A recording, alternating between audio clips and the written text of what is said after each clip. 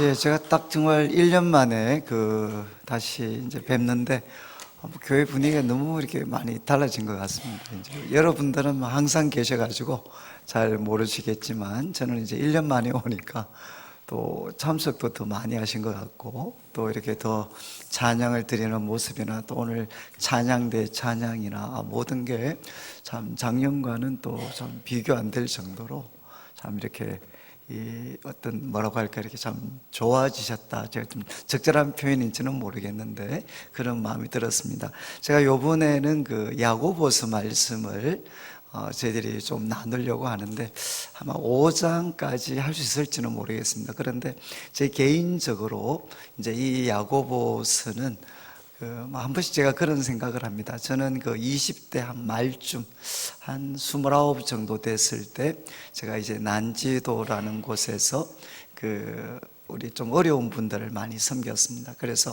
우리 중고등부 학생들을 섬겼는데 이제 중고등부 학생들 중에 한 숫자는 한 30명 정도 됐지만 상당수가 이제 부모님들도 잘 돌보지 않고 또 학교에서도 거의 적응하기 좀 어려운 이제 그런 우리 중고등부 학생들을 제가 한 30명 정도 이렇게 섬겼었고, 그리고 또 토요일이 되면 우리 청년들 이제 한 15명 정도, 대부분 일용직이나 이렇게 하는 우리 청년들을 또 한 15명 정도 섬겼고, 또 수요일이 되면 우리 구역장 모임을 제가 했습니다. 그런데 이제 구역장 모임을 하면 그때는 그래도 이제 한 90년대 초반이었으니까 우리 난지도에 계신 분들이 시골에서 올라오신 분들이 많았습니다. 그래서 이제 그분들과 같이 성경 공부를 하면 상당수가 한글을 잘 모르셨습니다. 그래서 우리 그분들과 같이 참 이렇게 성경 공부를 하고,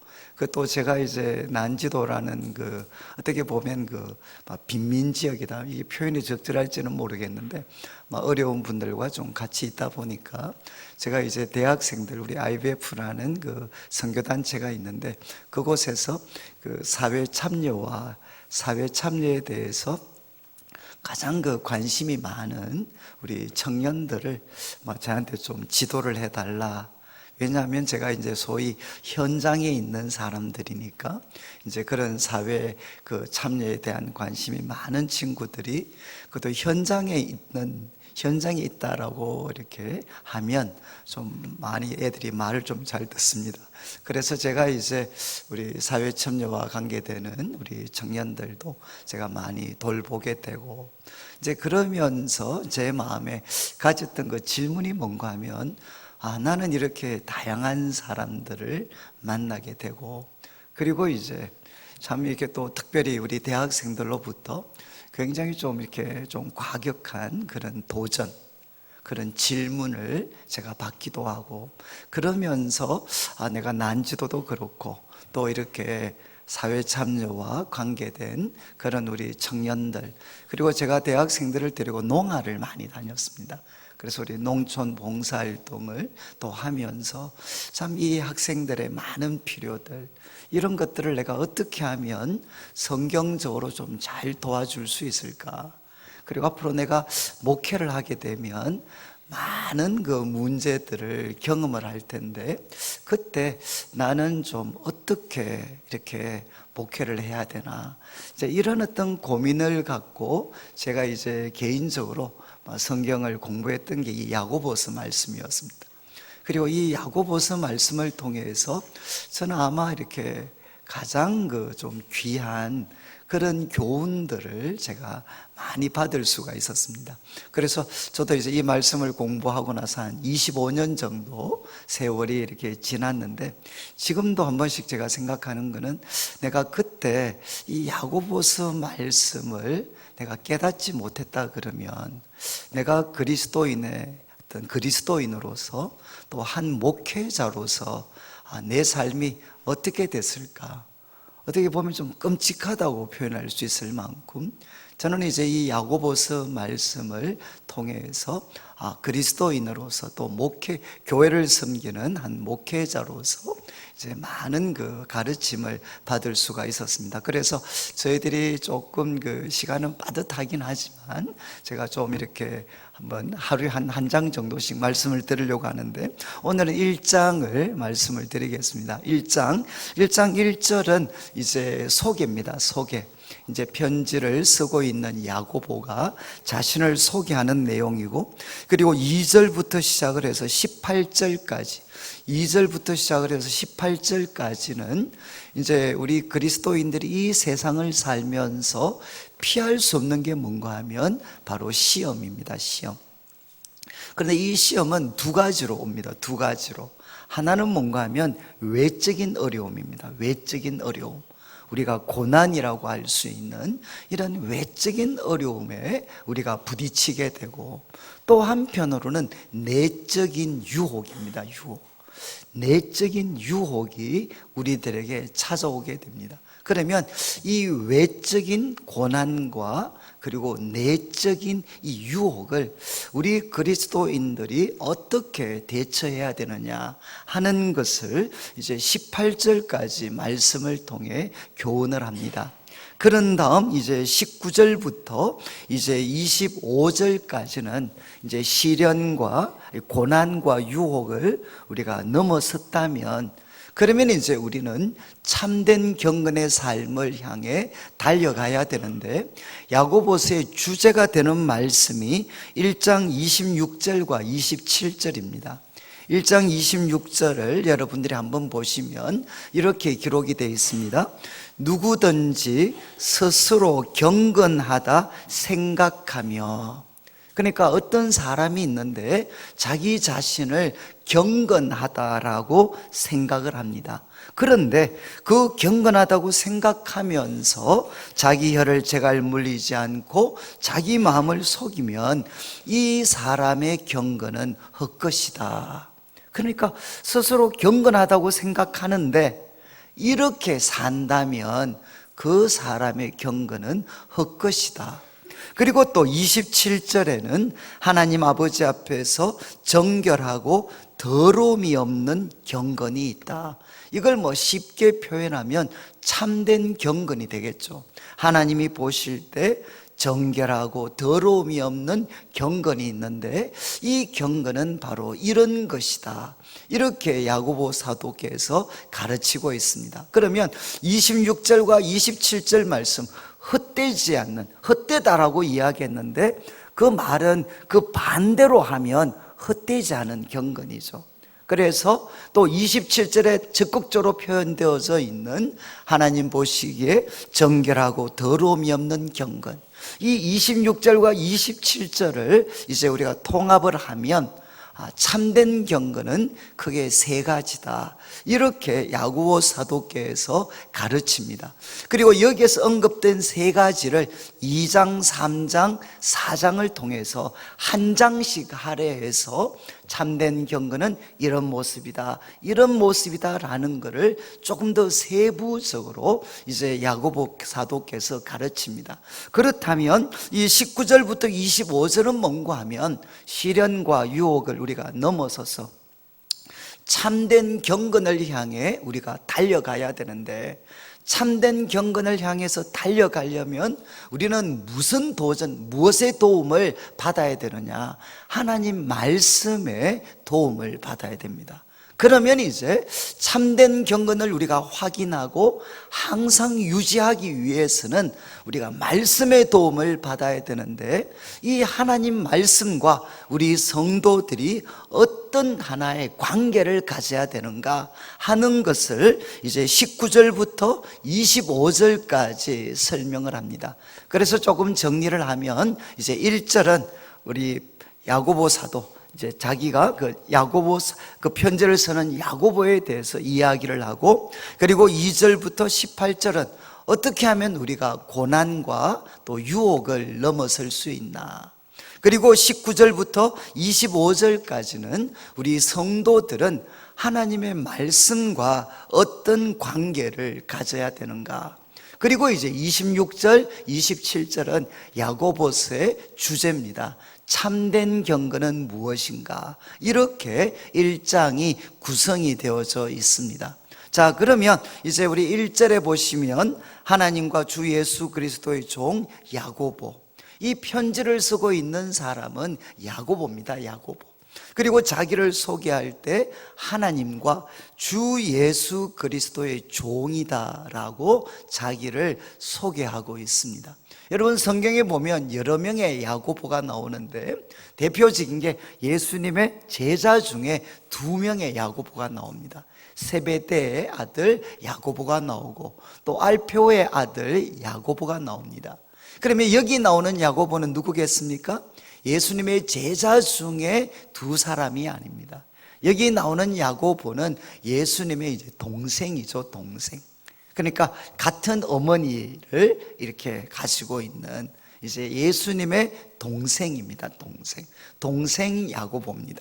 그런데 여러분들이 이렇게 우리 목사님 통해서 또 성경을 배우셨겠지만 요한복음을 보면 예수님의 동생들도 예수님께서 공생의 사역하시는 동안 예수님을 믿지 못했습니다. 이거 뭐 어떻게 보면 자연스러운 거지 않겠습니까? 왜냐하면 태어날 때부터, 어릴 때부터 한 이불을 덮고 그리고 한 부모님 가운데서 자라났는데, 같은 이불을 덮고 같은 집에서 자라났는데 갑자기 어느 순간 형이 내가 바로 하나님의 아들 그리스도다 라고 이야기하면 다른 사람들은 쉽게 받아들일 수 있을지 모르지만 여러분, 친동생이었던 야고보는 참 어렵지 않겠습니까? 그래서 저는 이 야고보를 어떤 사람이라고 생각하느냐, 예수님을 너무 잘 알았기 때문에 예수님을 믿기가 어려웠던 사람이다 라고 저는 야고보를 이해를 합니다. 그렇지 않나요? 형인데 형이 갑자기 하나님의 아들, 그리고 또 이스라엘이 그 오랜 세월 기다렸던 그리스도다라고 하면 다른 사람은 모르지만 동생들은 참 믿기가 어려웠을 것 같아요. 저는 제가 이제 교회 속에서 저도 모태신앙입니다. 아마 여기도 계실지 모르겠는데 저는 이제 제 자신을 생각할 때 야고보와 약간의 공통점이 있다면 교회를 너무 잘 알았기 때문에 예수님을 잘 믿기가 어려웠던 사람이 어쩌면 저 같은 사람이었습니다. 제가 지금 이제 대구 지역에서 이렇게 목회를 하고 있는데 아마 제가 대구에서도 부딪히는 참 신앙생활 하기가 어려운 분들 중에 한 부류가 누구냐? 교회를 너무 잘 알기 때문에 은혜 받기 어려운 분들이 참 많이 있습니다. 여러분, 이제 야고보는 예수님을 너무 잘 알았기 때문에 예수님을 믿기가 어려웠습니다. 그런데 그가 지금 예수님을 향해서 나는 예수 그리스도의 종입니다. 그리고 또 2장 1절에는 이렇게 표현합니다. 내 형제들아, 영광의 주 곧 우리 주 예수 그리스도에 대한 믿음을 너희가 가졌다. 예수님을 향해 뭐라고 부르느냐? 영광의 주님이다 라고 부르는 거죠.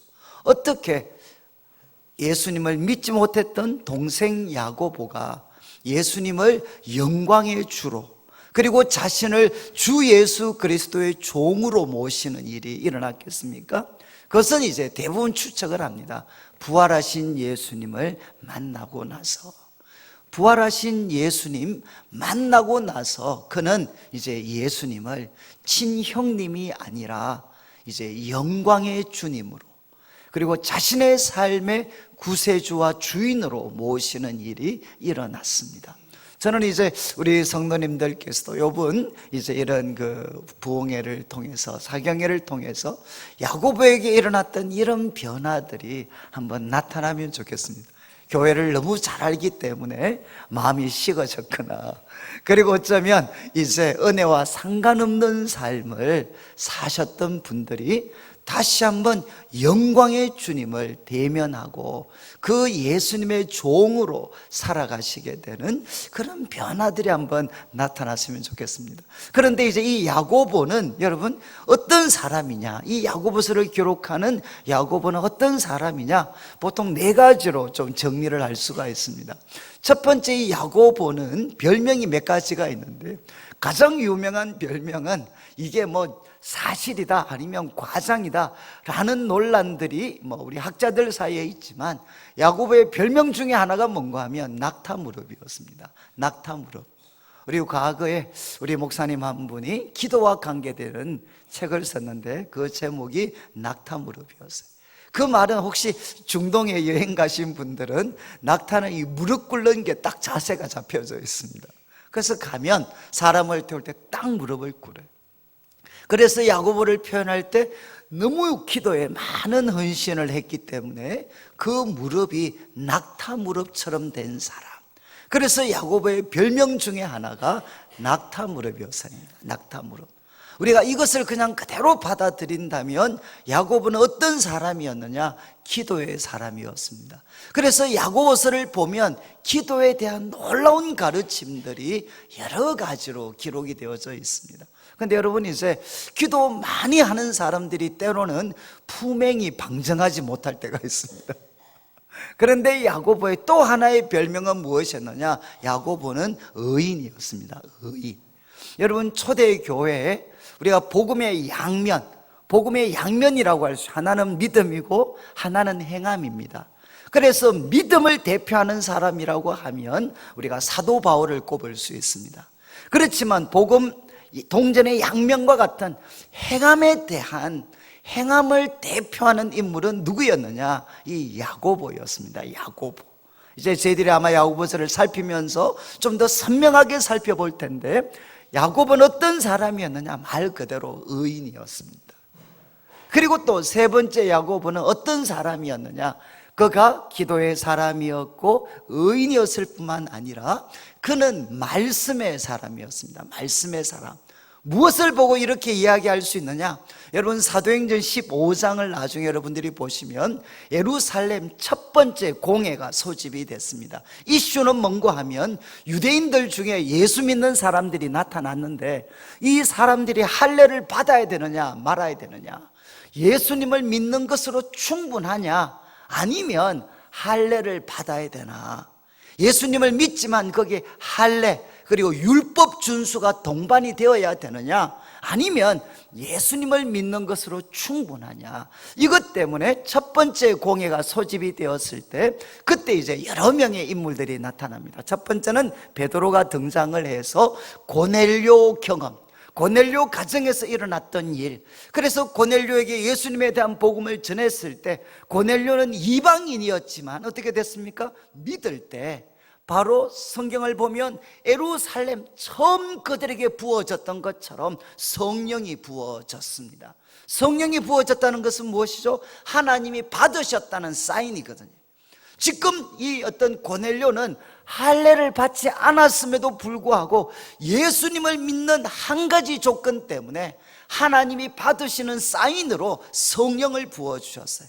그러니까 베드로가 이야기합니다. 이방인 괴롭게 하지 마라. 예수 믿는 것으로 충분하다. 그리고 두 번째, 바울과 그리고 또 바나바가 이제 나타납니다. 그래서 선교 경험, 이방 지역에 있는 선교 경험을 통해서 이방인들에게는 예수님을 믿는 것으로 충분하고 그들을 유대인화시키는 이 할례는 불필요하다라는 것을 선교 현장의 목소리를 통해 이제 발언을 합니다. 그리고 이 발언을 마지막으로 정리하는 사람이 누구냐? 야고보입니다. 야고보가 아모스 9장의 말씀을 인용하면서 하나님이 다윗의 무너진 장막을 바로 일으키실 때 여러분, 이방인들도 거기에 동참할 거다. 그러니까 유대인화된 이방인이 아니라 이방인들도 거기에 동참을 할 거다. 이렇게 말씀이 기록이 되어 있으니까 이 말씀을 통해서 볼 때는 예수님을 믿는 믿음으로 충분하지 그 사람이 또 유대인화 될 필요가 없다. 말씀을 통해 결론을 내리는 사람이 바로 야고보입니다. 그러니까 야고보는 어떤 사람이었느냐? 말씀의 사람이었죠. 그런데 여러분, 이제 그 기도의 사람이고 그리고 의인이고 그리고 말씀의 사람이다. 그러면 여러분 어떤 하나에 좀 인상이 드시나요?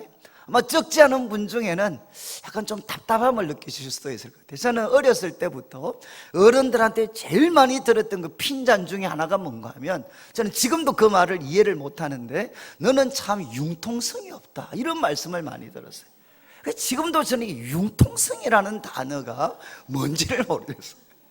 그런데 이 융통성과 가까운, 막 긍정적인 뜻에서 융통성과 가까운 아마 뜻은 제가 볼 때는 지혜입니다. 지혜. 삶의 문제를 풀어가는 지혜. 그게 어쩌면 융통성과 해당될 수가 있겠죠. 그런데 여러분, 야고보는 어떤 사람이었느냐? 앞뒤가 꽉꽉 막힌 사람이 아니고, 야고보는 소위 융통성이 있는 그는 지혜의 사람이었습니다. 무엇을 보면 아느냐? 앞에서 말씀드렸던 사도행전 15장에 이제 이 어떤 할례 문제, 유대인에 대한 할례 문제를 마무리하면서 이제 결론도 이제 야고보가 내립니다. 뭐라고 내리느냐? 야, 유대인들에게 지금 베드로의 이야기, 바울과 바나바, 성경을 통해서 볼 때 유대인들을, 이방인들에게 할례라는 무거운 짐을 씌우는 것은 부당하다. 일단 이쪽에 손을 들어줍니다. 그렇지만 각 도성마다 누가 있느냐? 조상적부터 율법을 배워서 그 가르침이 전부인 것처럼 생각하는 유대 그리스도인들이 있다는 거죠. 그러니까 그들을 불필요하게 자극할 수 있는 목맨 것을 먹거나 우상에 드려진 것을 먹거나, 이런 불필요하게 유대 그리스도인들을 자극하는 행동은 피해라. 분명히 손은, 여러분, 율법 없이도, 할례 없이도 이방인들은 예수님을 믿는 것으로 충분합니다. 그런데 이쪽에 손을 들어주면서도 이제 유대 그리스도인들의 그 신앙 양심을 충분히 고려해 줘서 그들을 불필요하게 자극시키는 행동을 하지 마라. 그렇게 해서 어떻게 되느냐? 유대 그리스도인과 이방 그리스도인들이 하나됨을 유지할 수 있는 그런 결정이 내려지도록 합니다. 그러니까 야고보는 어떤 사람이었느냐? 지혜의 사람이었죠. 지혜. 여러분, 지금 야고보서에서 가장 많이 등장하는 그 중요한 단어 중에 하나가 뭔가 하면 지혜입니다. 지혜. 그래서 어떤 사람들은 이 야고보서에서 지혜는 우리 바울 서신을 통해서 본다면 거의 성령님과 같은 그런 의미로 뭔가 사용되어지고 있다라고 표현할 만큼 야고보는 우리 그리스도인의 삶의 지혜를 강조하게 됩니다. 제가 이렇게 서론의 말씀을 드린 것은, 야고보는 이렇게 네 가지, 그는 참 기도의 사람이었고, 그리고 그는 의인이었습니다. 그리고 그는 말씀의 사람이었고, 그리고 그는 어떤 사람이었느냐? 지혜의 사람이었습니다. 그래서 저는 이 야고보를 대할 때마다 어쩌면 내가 되어야 될 삶의 모델이 될 수 있고, 그리고 교회가 키워야 될 사람들, 지도자의 모습이 저는 이 야고보의 모습이 아닌가라는 생각을 저는 많이 합니다. 이번에 이제 이 야고보서의 말씀을 통해서 여러분들도 정말 이렇게 기도의 사람이 되고, 그리고 행함의 사람이 되고, 그리고 그 가운데 말씀의 사람이 되고, 세상을 능히 이길 수 있는 지혜의 사람들이 되시기를 주님의 이름으로 축원합니다. 그래서 우리 2절부터는 이제 야고보서에서 구체적인 바로 질문에 들어갑니다. 2절에 내 형제들아, 너희가 여러 가지 시험을 당하거든 온전히 기쁘게 여겨라.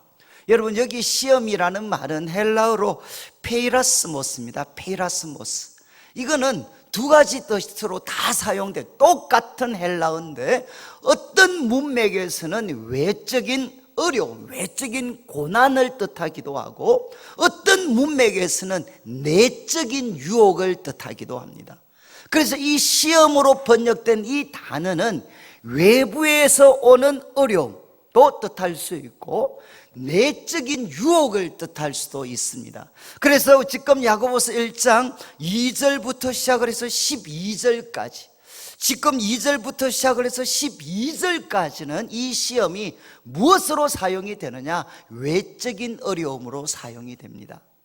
그렇지만 13절부터 18절까지 나타나는 시험은 영어 번역을 보면 명확합니다. 여기는 무엇으로 사용이 되나? 유혹입니다. 유혹, tempted.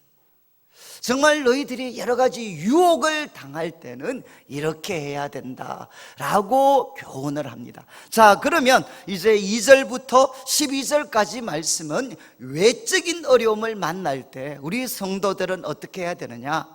야고보는 4가지로 도전을 하는데, 첫 번째 2절 후반부 보시면 여러 가지 시험을 만나거든 온전히 뭐라고 했습니까? 기쁘게 여겨라. 여러분, 온전히 기뻐해라 이렇게 되어 있지 않고 기쁘게 여겨라. 이것은 무엇이죠? 의지적인 작용, 의지적인 하나의 작용입니다. 여러분, 여러 가지 시험이 막 오는데, 어려움이 오는데 깔깔깔 웃으면서 기쁘다, 이런 사람들은 좀 죄송합니다. 이 사람들은 제정신이 아니죠. 그런데 야고보는 뭐라고 했느냐? 기뻐해라 이렇게 되어 있지 않고 기쁘게 여겨라. 의지적인 작용입니다. 왜? 3절부터는 이유를 설명합니다. 왜냐하면 그것을 기쁘게 여겨야 될 이유가 무엇이냐? 3절에 너희 믿음의 시련이, 여기 시련은 뭔가 하면 정죄하는 겁니다. 정죄. 과거에 정말 이렇게 금이나 금강석 같은 것들이 있으면 불로 그것을 재련하죠. 불로 재련을 하면 불순물들은 제거되고 순금을 얻습니다. 이 과정이 뭔가 하면 바로 시련입니다. 시련. 그래서 영어 번역은 대부분 테스팅이죠. 너희들의 그 믿음을 재련시키는, 이 고난은 무엇이냐? 너희 믿음을 재련시키는 것이다. 그래서 이 믿음의 시련은 무엇을 만들어내는가 하면 인내를 만들어내는 줄 너희가 알미라. 여러분, 왜 우리가 여러 가지 시험이 오면 그것을 기쁘게 여겨야 되느냐? 이유가 이것은 생산적인 거라는 거죠. 우리들의 믿음을 테스팅해서 당금질을 하고, 그래서 결국 어떻게 되느냐? 너희들 속에 인내를 만들어낸다는 겁니다. 혹시 이제 저를 한번 보시면서 이렇게 여러 가지 시험이 오면 기쁘게 여기십시오. 이유는 돈이 한 5억 정도 떨어진다 그러면 기쁘게 여길 텐데, 그냥 이렇게 인내를 만들어내는 줄 압니다. 여러분, 막 인내가 만들어진다, 이렇게 생산적이다, 막 이렇게 기쁘신가요? 인내를 만들어내는데 그게 뭐가 기뻐요? 그런데 이어지는 4절을 보시죠. 인내를 온전히 이루라. 여러분, 이거는 하나님이 원래 인내라는 것을 우리에게 원하실 때 하나님이 기대하시는 완전한 목표치가 있습니다. 목표치. 이 인내가 정말 이렇게 성취해야 될 그 목적, 그 목적을 이루도록 해라. 인내를 온전히 이루어라. 그 다음 말씀이 뭡니까? 이는 너희로 온전하고 구비하여. 하나님 보실 때 우리가 인격적으로 온전하고 구비한다는 것은 뭔가 하면 잘 준비되는 것입니다. 하나님 앞에 인격적으로 온전하고 하나님이 사용하실 수 있도록 잘 준비되어서 조금도 부족함이 없게 하려 함이기 때문에, 언제 이것이 이루어지느냐? 인내를 이룰 때 우리는 하나님이 보실 때 온전하고 잘 갖추어져서 조금도 부족함이 없는 사람이 되는데, 무엇이 필수적이냐? 인내가 필수적이라는 겁니다. 그러니까 이 여러 가지 시련은, 여러 가지 고난은 우리들 속에 이 귀한 인내를 만들어내기 때문에 이거를 기쁘게 여겨야 된다는 거죠. 여러분, 이제 성경을 보시면 여러분 아마 성경에서 가장 위대한 인물, 그러니까 이렇게 예를 들어서 여러분들이 참 존경하는 아마 어떤 인물이 있죠? 예를 들어서 아브라함이다. 아브라함 그러면 어떤 사람입니까? 애 하나 놓는데 25년 걸렸습니다. 그렇지 않나요? 부르심 받고 나서 가나안 땅에 들어와서 이삭 놓는데 25년 걸렸어요. 그럼 이 아브라함은 어떤 사람입니까? 한마디로 인내의 사람입니다. 인내의 사람. 그렇지 않나요? 그리고 또 여러분들이 이렇게 참 귀하게 여기시는 야곱 같은 사람 한번 보시죠. 야곱의 특징이 뭡니까? 남의 발목을 잡아서 남을 넘어뜨려서 자기가 잘 되는 사람이 야곱입니다. 그런데 그 야곱을 하나님께서 이렇게 다듬으셨잖아요. 정말 야곱이 나중에 마지막 모습을 보면 숙연해질 정도로 야곱은 바뀌었습니다. 여러분, 그 야곱이 결국 어떤 사람이었죠? 오랜 세월, 야곱이 나중에 바로 앞에서 자기 소개할 때 내 연수가 조상의 그 연수에는 미치지 못하지만 저 험악한 세월을 살았습니다. 여러분, 야곱도 참 인내했어요. 그리고 여러분, 요셉 같은 사람 말할 필요가 없죠. 요셉은 어떤 사람이었나? 한마디로 인내의 사람이에요. 여러 가지 시험을 통해서 그는 인내를 터득했던 사람이었어요. 그리고 모세 같은 사람은 어떻죠? 왜 하나님께서 40대 모세, 최고의 스펙을 가졌던 그 40대 모세를 쓰시지 않고 하나님은 몇 살 때 썼습니까? 80대의 모세를 쓰셨어요. 80대 모세는 뭡니까? 처가살이하고 있었잖아요. 그리고 이제 40년 동안 처가살이하면서 양치는 목자로 삼았는데 그 속에 자기 자신이 뭔가 위대한 일을 할 수 있다, 그런 가능성을 모세가 가질 수 있었을까요? 꿈도 꿀 수 없죠. 그런데 하나님께서는 정말 막 이렇게 최고의 스펙을 가졌고 야심만만했던 모세, 40대 모세를 쓰시지 않고 80대 모세를 쓰셨어요. 이유가 무엇이죠? 바로 그 속에 인내를 만들어내신 거죠. 그리고 여러분, 다윗 같은 사람도 보시죠. 왜 하나님께서 바로 골리앗을 죽였을 때 그때 다윗을 이스라엘의 왕으로 삼을 수도 있잖아요. 그런데 그때부터도 다윗은 뺑뺑이를 돌립니다. 하나님께서 사울에게 시기를 받도록 해서 한 20년 정말 뼈 빠지게 고생하죠. 그 후에 하나님께서는 다윗을 사용하십니다. 여러분, 성경에 나오는 하나님이 사용하셨던 위대한 인물들의 공통적인 특징은 무엇이냐? 그들은 인내의 사람이었어요. 인내의 사람. 저는 성경을 보다가 여러분, 인내했는 사람과 인내하지 않았던 사람, 그 차이가 무엇이겠습니까? 물론 이거 성경에 뚜렷한 건 없는데 제가 성경을 보니까 인내를 터득한 사람과 갖고 있는 사람과 그렇지 못한 사람은 언제 차이가 나느냐? 성공하고 나면 차이가 납니다. 이해하시겠어요? 이 여러 가지 시험을 통해서 인내가 만들어지지 않은 사람도 얼마든지 성공할 수 있습니다. 여러분, 그런데 성경을 보면 환난의 때에 넘어진 사람은 거의 없습니다. 하나님이 쓰셨던 인물 중에. 그런데 다 언제 넘어지죠? 성공하고 나면 넘어져요. 성공하고 나면. 이스라엘의 많은 왕들, 그리고 솔로몬 같은 사람들 성공하면 넘어지게 됩니다. 그런데 성공한 후에도 여러분, 교만해지지 않고 끝까지 하나님 앞에 붙어 있었던 사람들을 여러분들이 한번 기억해 보시면 그들은 공통적으로 어떤 특징을 갖고 있느냐? 여러 가지 시험을 통해서 인내를 그 속에 만들어낸 사람들입니다. 그러니까 야고보는 이야기를 하죠. 너희가 여러 가지 시험을 만나거든 첫 번째는 무엇이냐? 이것은 생산적이다. 우리 그리스도인의 삶에 있어서 가장 귀한 인내를 만들어내는 기회가 되니까 그것을 기쁘게 여겨야 된다는 겁니다. 여러분, 이제 기뻐하는 게 아니고 여겨야 된다 그랬어요. 이거 어떻게 하시면 되겠습니까? 이제 어려움이 왔습니다. 외적인 고난이 왔으면 한번 실습을 하셔서 이빨을 한번 깨물어 보시죠. 이빨 한번 딱 깨물고, 그래, 이빨 깨문 상태에서 이렇게 이야기하셔야 돼. 아, 기쁘다. 이해하시겠어요? 그러니까 여러 가지 시험이 오면 여러분, 전혀 기쁘지 않지만 우리는 믿음으로 무엇을 아느냐? 하나님이 나를 다듬으시기로 작정하셨어요. 그리고 하나님께서는 이 여러 가지 시험을 통해서 인내라는 것을, 우리 그리스도인의 삶에 있어서 가장 귀한 인내라는 것을 내 안에 만들어내시는 그 작업을 시작하신 거다 이거죠. 그러니까 어떻게 되느냐? 이것을 알고 여러분, 어렵지만 이빨 깨물고 온전히 기쁘게 여겨야 된다는 겁니다. 그리고 나서 이어지는 5절 말씀 보시죠. 너희 중에 누구든지 지혜가 부족하거든. 여러분, 지금 이 외적인 어려움에 대한 이야기를 하는데 인내가 만들어지니까 기쁘게 여겨라, 이건 어느 정도 이제 동의가 됐습니다. 그런데 갑자기 또 지혜가 나와요. 지혜. 아니 너희 중에 누가 지혜가 부족하거든 모든 사람에게 후히 주시고 꾸짖지 아니하시는 하나님께 구해라.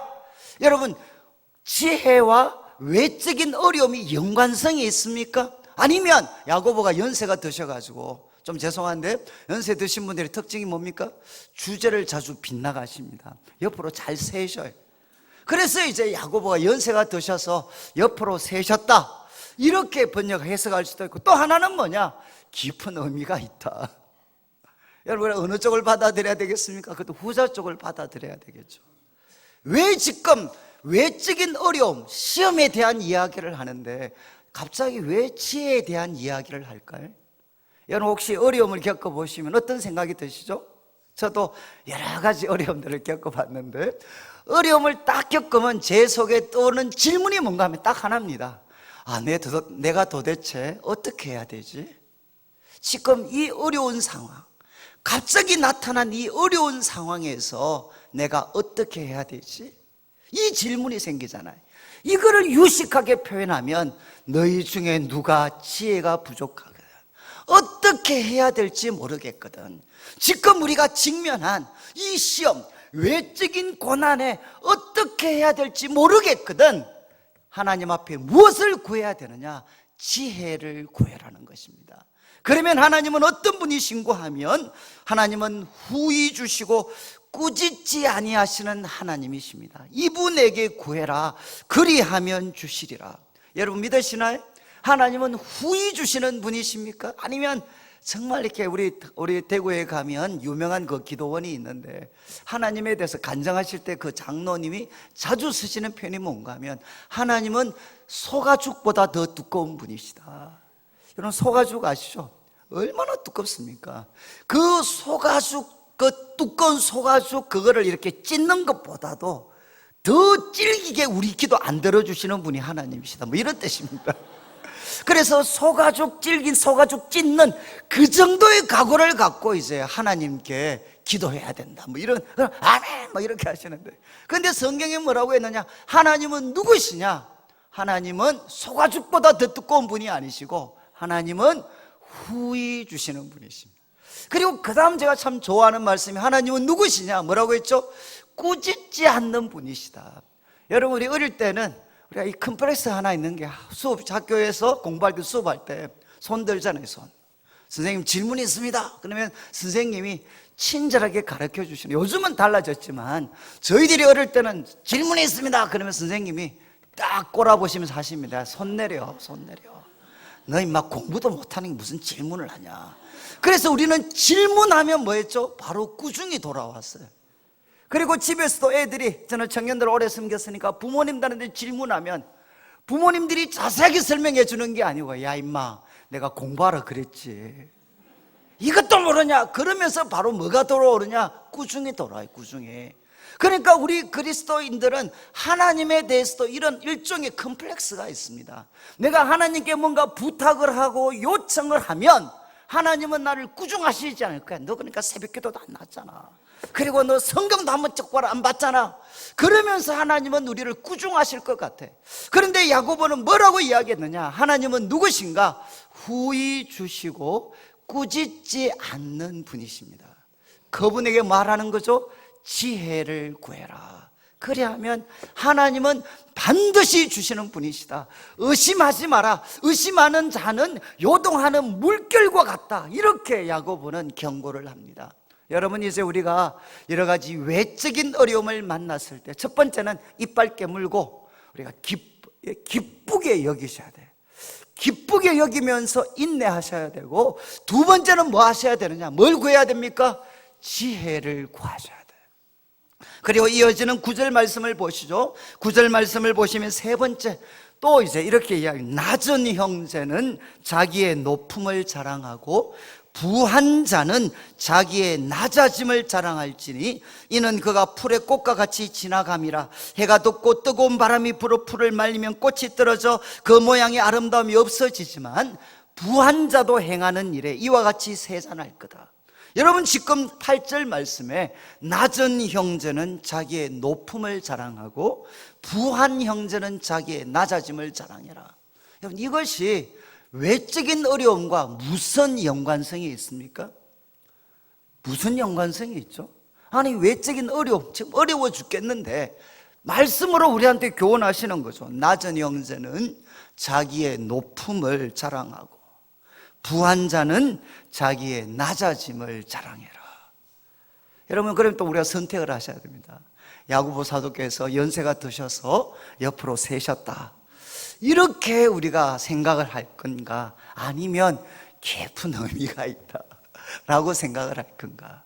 그러면 여러분, 깊은 의미가 있다고 만약에 생각하시면 이 말씀을 가지고 자기를 한번 돌아보십시오. 만약에 우리가 외적인 어려움을 만납니다. 외적인 어려움을 만나면 내가 어떻게 해야 되지? 이 질문도 생기지만 또 하나 힘든 게 무엇이죠? 자기 자신이 한없이 초라해집니다. 여러분, 우리가 외적인 어려움과 또 실패를 경험하면 사실 제일 힘든 것이 무엇이냐? 자기가 자기 자신을 관리하는 게 너무 어렵습니다. 여러분, 우리 교회에도 우리 고3들 중에 요번에 이제 수능 쳤는데 못 치고 나면 회장하고 말이죠, 막 우리 교회에서 막 날아다녔던 애들이, 그랬던 애들이 시험 떨어지고 나면 교회 안 와요. 그래, 왜 그러냐 그러면 그냥 얘들 이야기하는 거죠. 교회 가면 모든 사람들이 자기를 욕하는 것 같아. 그래서 제가 이제 한번 실제로 한번 해보자. 우리 10명만 만나서 네가 10명이 너를 볼 때 너를 욕하고 있는지 아닌지 한번 확인을 해보자. 확인을. 여러분, 지금 사람들이 다 나를 욕하는 것 같아, 나를 비웃는 것 같아. 그게 사실일까요? 아니면 자기 연민에 빠진 생각일까요?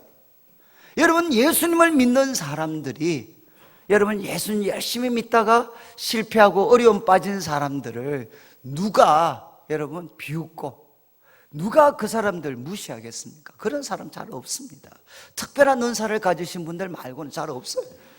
그런데 이제 사람들은 뭐라고 생각하느냐? 그 사람들의 눈초리가 그렇다는 거예요. 눈초리. 그러면 제가 여러분, 우리가 실패를 경험하면, 우리 삶에 어려움이 찾아오면 사실은 자기 자신이 너무 초라합니다. 그리고 사람들이 자기를 비웃는 것 같습니다. 그러니까 여러분들이 고난 가운데서 외적인 어려움을 만나서 하나님께 기도하면 하나님이 꼭 확인시켜 주는 게 무엇이죠? 너는 내 앞에 존귀한 사람이다. 하나님께서 십자가의 사랑, 그 십자가의 사랑을 지금도 부어주고 계시고, 그 부활의 그 능력이 여전히 나를 붙들고 계시고, 그리고 지금의 이 고난과 이 어떤 하나의 실패가 반드시 반전해서 하나님께 쓰임받을 수 있는 놀라운 기회로 바뀔 것. 그래서 하나님은 무엇을 확인시켜 주시느냐? 너가 얼마나 그리스도 안에서 존귀한 사람인가.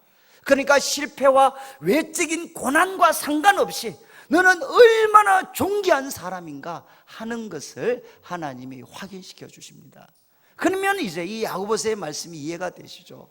여러분, 우리가 외적인 어려움을 만날 때 우리가 세 번째 해야 될 일이 무엇입니까? 바로 자아상입니다. 자아상. 바로 나 자신이 하나님 앞에 얼마나 존귀한 사람인가 하는 것을 굳게 붙잡아야 된다는 겁니다. 그렇지만 부한 자에게는 뭐라고 했습니까? 자기의 낮아짐을 자랑해라. 여러분, 이거는 마치 예방책입니다. 예방책. 여러분, 부한 자가 범할 수 있는 가장 큰 잘못이 무엇이죠? 자기를 높이는 것입니다. 은혜를 베풀어 주신 하나님을 높이는 게 아니라 자기를 높이는 거죠. 그래서 야고보 사도는 그들에게 도전합니다. 부한 형제는 어떻게 해야 되느냐? 자기의 낮아짐을 자랑해라. 그리고 너희가 가지고 있는 부가 얼마나 일시적인가 하는 것을 잊어버려서 안 된다. 이렇게 야고보가 도전을 하죠. 여러분, 과거에 초대교회가 살아있을 때는 교회 속에 이 가르침이 전해졌어요. 부한 자는 자기의 높음을 자랑해라. 내가 그리스도 안에서 얼마나 높고 존귀한 사람인지 이거 자랑하고, 반대로 부한 형제는 자기의 낮아짐을 자랑해라. 내가 정말 하나님 앞에 나를 의롭다 만드는 것은 내가 가지고 있는 부가 아니라 예수 그리스도의 십자가밖에 없습니다. 그러면서 부한 자는 자기의 낮아짐을 자랑해라. 이것이 초대교회의 가르침인데, 지금 이제 우리 한국교회는 반대가 되는 경우가 많아요. 낮은 형제는 교회에 오면 더 비참해져요. 저는 우리 성도들 중에, 청년들 중에 이런 이야기를 많이 들었어요. 애들이 이제 잘 안 나타나요. 그래서 너 왜 그러냐? 그래서 신방을 가면 그 친구들이 저한테 하는 말이, 목사님, 돈 벌어서 다시 돌아오겠습니다. 이렇게 이야기를 해요. 여러분, 돈 없이 교회에 오니까 사람 취급도 못 받더라고요. 저는 제일 가슴 아팠던 게, 이제 고등학교 졸업하고 여상을 졸업하고 은행에 취직해서 정말 돈 잘 버는 예쁜 자매가 있었어요. 그런데 갑자기 얘가 오더니만, 목사님, 자기 은행에 사표 썼다는 거예요. 그럼 뭐 하냐? 그러니까, 뭐 하려고? 그러니까 공부한대요. 공부. 대학 가겠다는 거예요. 대학. 그래서 제가 묻죠. 야, 너 임마 지금 대학 가봤자, 요즘 취업이 얼마나 어려운, 대학 가봤자 지금 네가 다니고 있는 직장 못 다녀. 그럼 얘가 이야기, 목사님 저도 압니다. 그런데 그 다음 하는 말이 뭐냐? 목사님, 저는 교회 밖에 사회 속에 살 때도 내가 대학 나오지 못한 거에 대해서 부끄럽지 않았다는 거예요. 근데 교회 와가지고 내가 대학 나오지 못한 게 얼마나 그게 참 문제가 되는가 하는 거를 자기는 교회 속에서 깨달았다는 거예요. 그래서 자기는 안 돼. 지금 대학 공부해서 좋은 대학 가지도 못할 거고, 그리고 또 그 졸업하고 나면 지금 갖고 있는 직장 못 구할 것도 자기 알지만, 내가 교회에서 받은 서러움에 비하면 아무것도 아니라는 거예요. 자기는 대학 가겠다는 거예요. 여러분, 사실 지금 교회 가운데 우리 한국교회가 소위 번영신학으로 대표되는 이런 가르침들이 들어오면서 교회는 어떻게 됐나? 반대가 됐습니다. 부한 자는 자기의 높음을 자랑합니다. 낮은 형제는 자기의 낮음을 더 괴로워하게 돼 있어요. 여러분, 이게 우리 교회가, 그러니까 교회가 생명력을 상실해 있는 거죠. 성경과 반대 모습이 돼 있으니까. 성경은 가난한 자는 자기의 높음을 자랑하고, 교회만 오면 모든 것 실패해도 교회 오면 하나님 나를 이렇게 사랑하시는구나, 그리고 성도들의 모습을 통해서 내가 하나님 앞에 이렇게 존귀한 사람이구나 하는 것 깨닫고, 야, 나의 높음을 자랑하면서 다시금 용기와 믿음을 가지고 새롭게 출발할 수 있도록 해줘야 되는데, 어떻게 되죠? 교회 오면 더 밟혀서 나가는 거죠. 그리고 또 세상에서 출세하는 사람들은 교회까지 와서 떠받들어 주는 거죠. 저 사람 대단한 사람이야, 저 사람 본받아야 돼. 그러니까 어떻게 됩니까? 그 사람은 더 교만해지는 거죠. 교만해지면 어떻게 되느냐? 다 무너져요. 우리 한국교회 근간에 정말 참 우리 평신도 중에 모델이라고 제시됐던 많은 분들 중에 지금 무너지고 있는 사람들이 많이 있습니다. 저는 그 책임이 지도자들에게 있는 거죠. 부한 형제는 자기의 높아짐을 자랑하는 게 아니라 자기의 낮아짐을 자랑하도록 만들어야 되는데, 세상에서 성공한 사람, 교회에서도 떠받들어 주다가 어떻게 됐죠? 그 사람도 망치는 그런 일들이 일어나고 있습니다. 여러분, 지금 야고보는 이야기합니다. 이제 세 번째, 우리가 어려움을 만났을 때 세 번째 해야 될 일이 무엇이냐? 여러분, 내가 얼마나 그리스도 안에서 높은 자가 되었는지, 바로 영적인 자존감을 여러분들이 지켜야 됩니다. 그리고 네 번째 12절을 보시면, 시험을 참는 자는 복이 있다. 이는 시련을 견디어낸 자가 주께서 자기를 사랑하는 자들에게 약속하신 생명의 면류관을 얻을 것이기 때문이다. 이거는 번역이 여러 가지가 있는데 이런 뜻입니다. 시험을 참아내는 자, 참는 자가 복이 있다. 그런데 시련을 견디어낸 자, 이거는 앞에 나왔던 하나님으로부터 인정받는 거죠. 야, 우리가 시험을 참아낼 때 하나님이 보셨을 때 너 이 정도면 됐어. 테스팅을 통해서 불순물들이 다 제거되어졌습니다. 그래서 하나님으로부터 야, 너는 됐다, 이렇게 인정받은 자들, 그들이 바로 주께서 사랑하시는 자들인데 그들에게는 하나님께서 약속하신 생명의 면류관을 주시겠다는 겁니다. 그런 이 말씀을 우리가 좀 단순하게 정리를 하면 이렇게 되는 거죠. 어려움 만났을 때 어떻게 해야 되나? 언제까지 참아야 되나? 저는 우리 청년들한테, 성도들한테 자주 듣는 질문이 이겁니다. 목사님, 내가 언제까지 이 고난을 견뎌내야 됩니까? 근데 저는 이제 답이 뭐냐? 하나님이 됐다, 하나님이 됐다라고 인정하실 때까지, 하나님이 인정하실 때까지 여러분들은 참아야 됩니다. 저는 이제 여러분 제가 운동을 그래도 좀 제가 좋아하고 잘하는 편인데, 근데 저는 제가 대구에 이제 내려갔을 때 청년들을 섬기다가 서울에서는 이제 대구에 교구 사역자로 내려갔으니까 저는 뭐 운전을 못했습니다. 면허가 없었어요, 면허. 아니 서울에서는 뭐 대학생들 매일 그냥 지하철 타고 다니면 되지 면허가 그때 별로 필요가 없었어요. 근데 제가 대구에 내려가니까 이제 교구 우리 신방을 다녀야 되니까 저는 면허도 없는데 차가 나와 있었어요, 차가.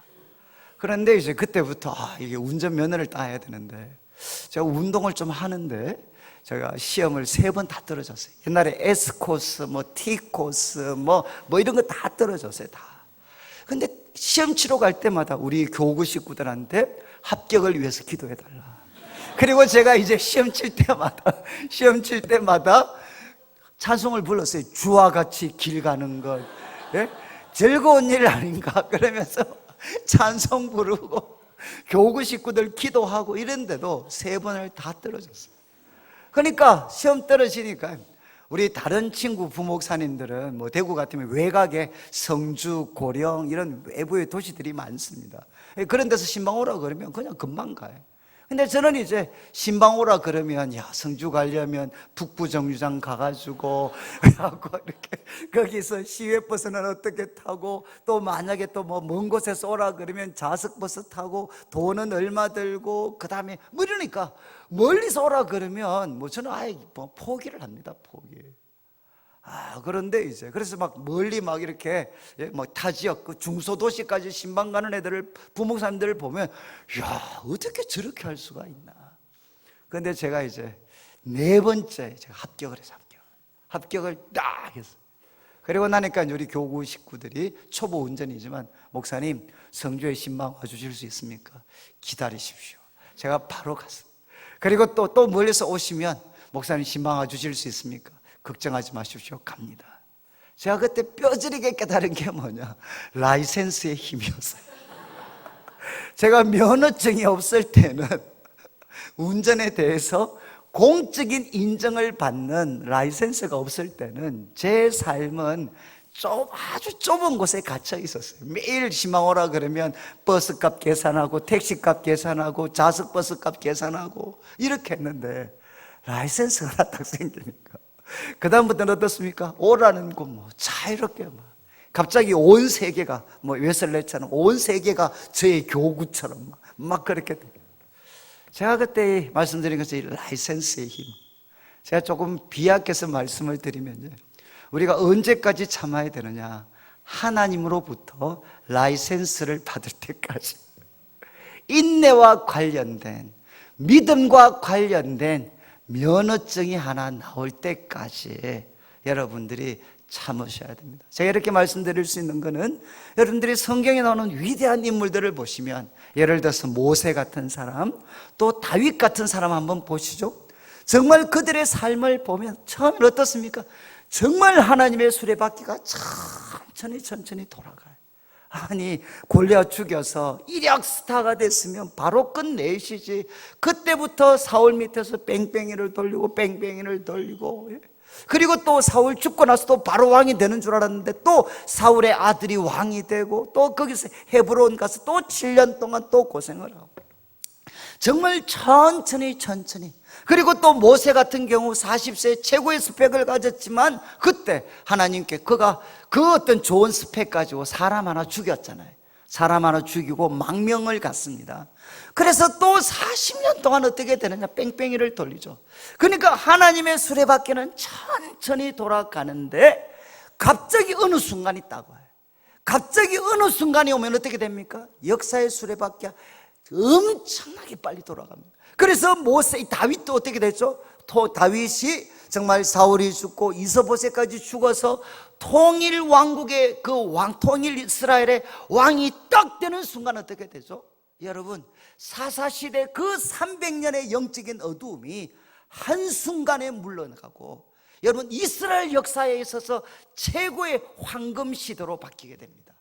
영적으로 가장 캄캄했던 그 시대가 한 사람이 준비되었을 때, 좀 과하게 표현하면 하나님으로부터 인내, 믿음의 라이센스를 받은 한 사람이 나타났을 때, 그 시대는 이스라엘의 황금 시대로 바뀌게 되죠.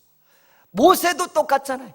정말 어떤 이스라엘 백성들이 죽는다고 고함을 칠 때 출애굽기 2장에 보면 그때 두 사람이 눈 맞아서 결혼합니다.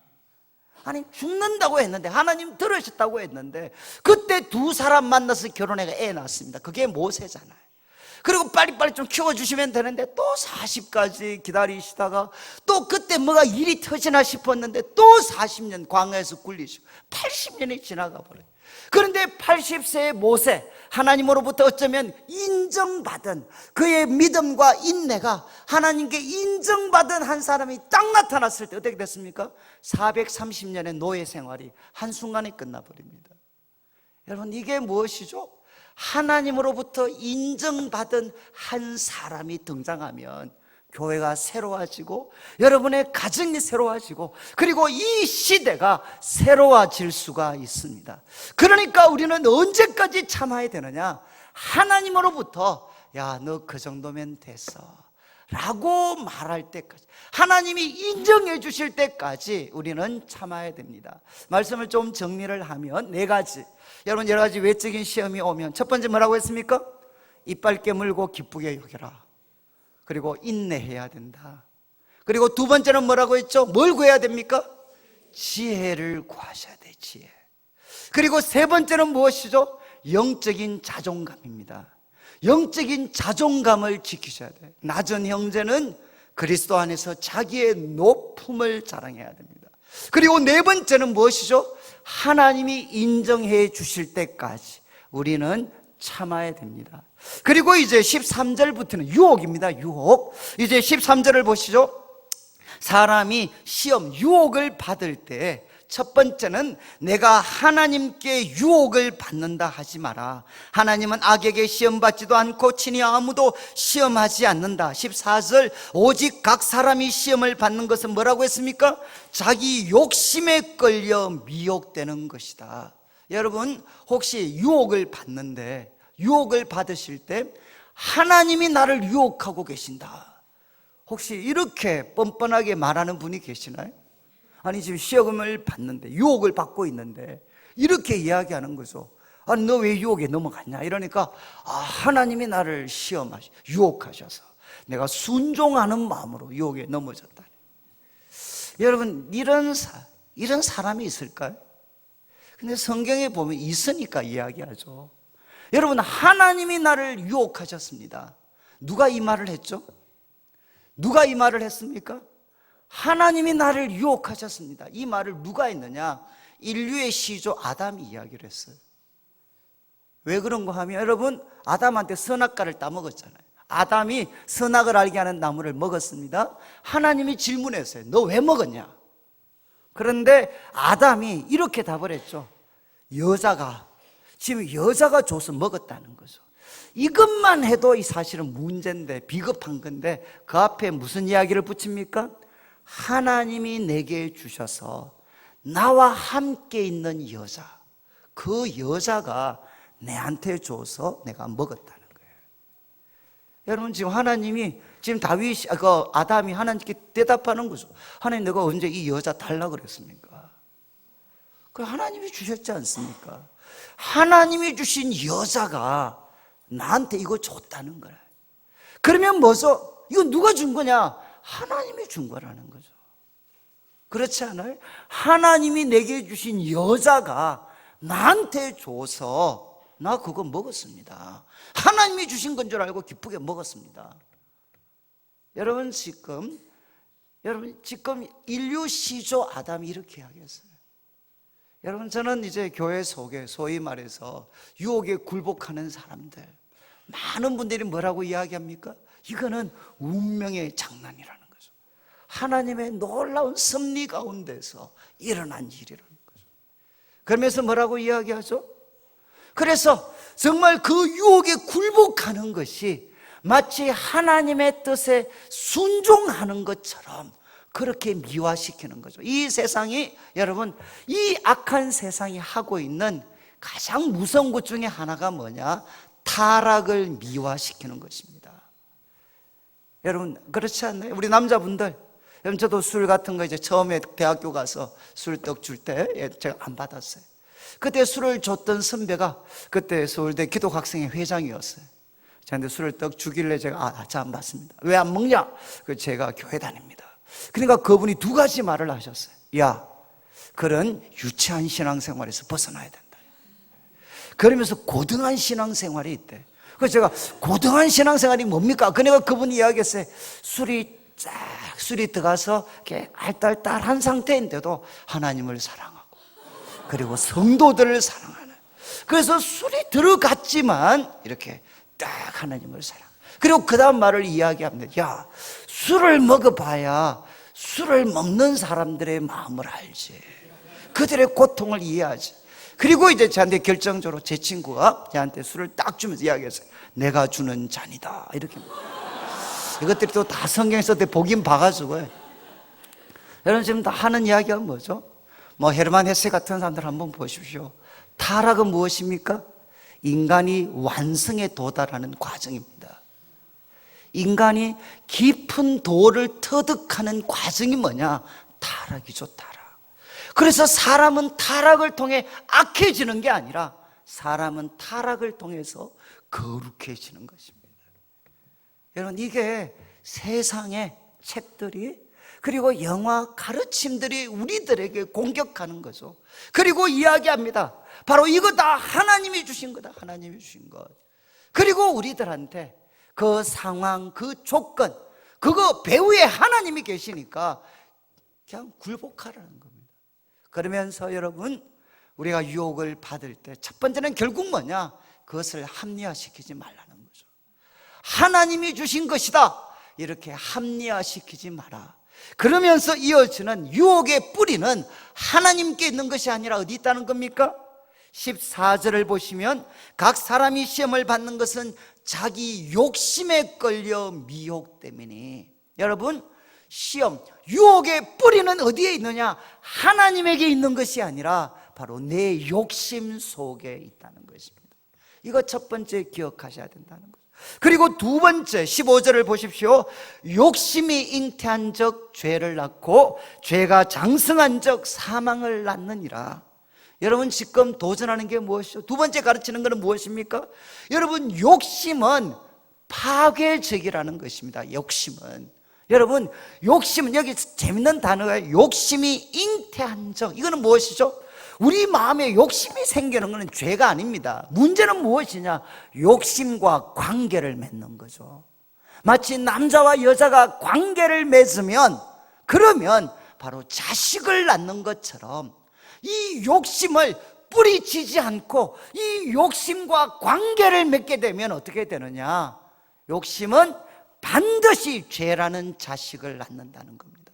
그리고 죄라는 자식을 놓고 나면 이게 그냥 가만히 안 자라면 좋겠는데, 우리 어른들도 하잖아요. 요즘 애들은 던져놓으면 큰다, 뭐 이런 이야기 하잖아요.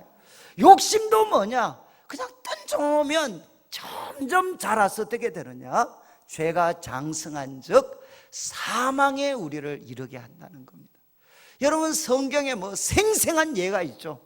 그 예가 누군가 하면 다윗의 예입니다.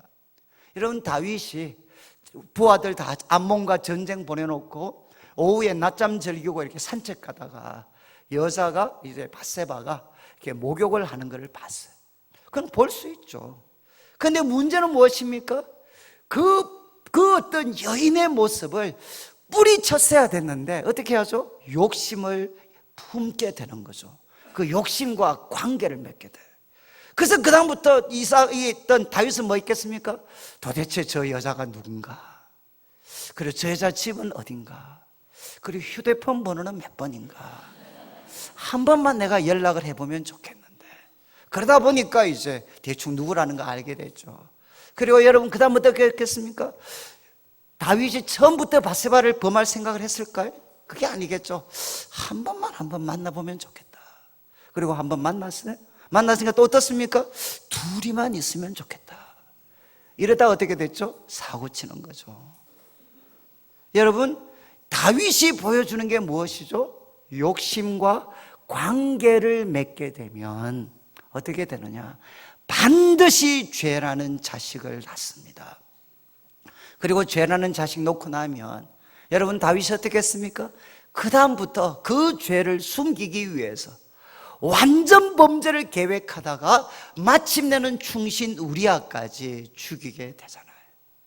뭘 보여주죠? 죄는 잘하게 되어 있어요. 그래서 마침내는 어떻게 되느냐? 다윗을 사망에 빠뜨렸던 거죠. 지금 야고보가 우리한테 이야기합니다. 여러분, 욕심은, 그리고 욕심에 굴복하는 것은 우리 영혼을 맑게 하는 과정이 아닙니다. 우리들의 삶을 더 깊게 만들어주는 것이 아닙니다. 욕심은 무엇이냐? 잉태하면, 그것과 관계를 가지면 우리는 죄를 낳습니다. 그리고 그 죄는 자라서 마침내 어떻게 되죠? 여러분, 우리는 죽게 된다는 거죠. 여러분, 세상에 수많은 영화나 이런 것 속에 여러분, 죄, 욕심에 굴복해서 그들은 아름다움이다, 인간성이 깊어지는 것이라고 이야기하지만 영화나 소설 보십시오. 끝이 해피엔딩으로 끝나는 적이 있습니까? 다 어떻게 끝나죠? 대부분 다 죽습니다. 다 죽어야 다. 지금 야고보가 이야기를 합니다. 여러분, 우리가 유혹을 받을 때 첫 번째는 무엇이냐? 유혹을 정당화시키지 말라는 겁니다. 유혹의 뿌리는 하나님이 아니라 내 속에 있는 욕심이 그 유혹을 불러오고 있는 거죠. 그리고 두 번째 기억해야 될 것이 무엇이냐? 욕심은 파괴적입니다. 욕심은 우리 인간의 삶을 깊이 있게 만들어주는 것이 아니라 욕심은 파괴적입니다. 욕심은 잉태하면 죄라는 자식을 낳고 죄라는 자식은 자라서 마침내 우리들을 사망으로 몰고 갑니다. 그리고 세 번째 16절을 보시죠. 내 사랑하는 형제들아 속지 마라. 뭘 속아서는 안 되느냐? 16절, 온갖 좋은 은사와 온전한 선물은 다 위로부터 빛들의 아버지께로부터 내려온다. 그는 변함도 없으시고 훼손하는 그림자도 없으시다. 이게 무슨 뜻입니까? 무엇을 속지 말라는 거죠? 속지 마라. 내 사랑하는 형제들아 속지 마라. 뭘 속는 겁니까? 여러분, 각양 온갖 좋은 은사와 온전한 선물은 누가 주시는 거죠? 어떻게 각양 좋은 은사와 온전한 선물이 나의 것이 될 수 있느냐? 그것은 욕심을 통해서 얻을 수 있는 게 아니라는 겁니다. 이런 왜 사람들이 욕심에 굴복하느냐? 속기 때문이라는 거죠. 무엇에 속느냐? 각양 좋은 은사와 온전한 선물은 내 욕심을 통해서 쟁취하는 거야 라고 믿고 확신하기 때문에 사람들은 그 선택을 하는 겁니다. 그러나 성경은 뭐라고 이야기하느냐? 각양 좋은 은사와 온전한 선물은 내 욕심을 통해서 얻을 수 있는 것이 아니라 빛들의 아버지이신 하나님이 주시는 것이다. 이렇게 성경은 가르치고 있습니다. 여러분, 이런 말씀 사경회와 주일 예배가 왜 중요하겠습니까? 속지 않기 위해서입니다. 우리가 이 세상을 살다 보면 나도 모르는 사이에 각양 좋은 은사와 온전한 선물은 내가 욕심을 품을 때 내 것이 된다고 생각할 수 있는데 성경은 뭐라고 이야기하죠? 각양 좋은 은사와 온전한 선물은 빛들의 아버지이신 하나님이 주십니다. 그리고 이제 18절, 그가 그 피조물 중에 우리로 한 천 열매가 되게 하시려고 우리 자기의 뜻을 따라 진리의 말씀으로 우리를 낳으셨다. 여러분, 이 18절의 말씀을 정리하면 우리는 누구인가? 유혹에 굴복하기에는, 욕심에 굴복하기에는 너무 귀한 존재라는 겁니다. 두 가지로 설명을 했죠. 우리는 누구냐? 하나님의 첫 열매들입니다.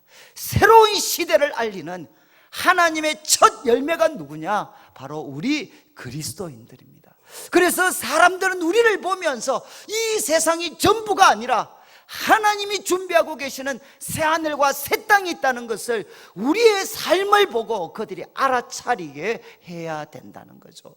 우리는 하나님의 첫 열매들입니다. 그리고 우리들의 본질은 무엇이냐?